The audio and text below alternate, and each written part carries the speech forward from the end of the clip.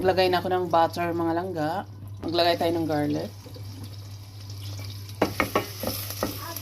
Sunod na natin yung onions. Mix lang natin yung jabar. Nilagay na natin yung sausage. Mikos-mikos. Talaga to si mikos-mikos na to. Nilagay na natin yung chicken breast na hinimay-himay ko. Yan. Lagyan natin ng chicken broth.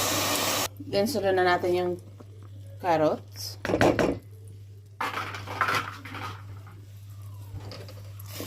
Nilagyan natin ng sabaw konti mga langga para hindi masunog. Then, sunod na natin yung macaroni. Pasta pala mga langga kasi hindi pa naman luto. Macaroni ako dito. Depende nyo yan. Konti lang mga langga kasi dadami naman yan, diba? Ayun mga langga. Then, dagdagan pa natin ng chicken broth na diyan mga langga sa pinapakulong kong nuts. Ayun na mga langga, lagyan natin ng patis. Timplahan natin ng patis, mga 2 tablespoon, sorry. Depende naman sa mga panlasa nyo mga langga kung gusto nyo maalat o hindi. Pagkatapos, sunod na natin yung gatas, yung milk mga langga. Ayan na yung sopas natin mga langga. Tikman natin kung tama lang.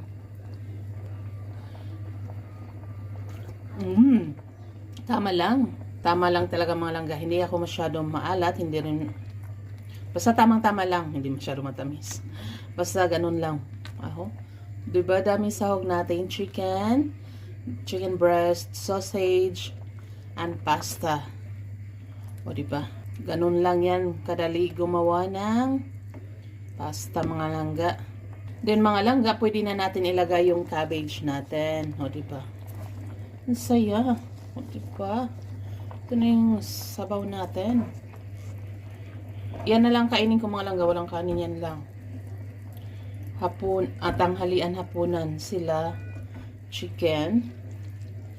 Ako ito, okay na sa akin. Basta may gulay. O diba mga langga? Ang dami nating sahog dyan na supas. Ito yung supas natin. I remember. Naalala ko yung ano.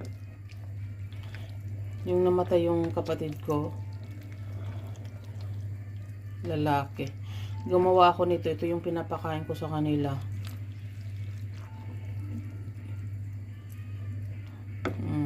O diba mga langga?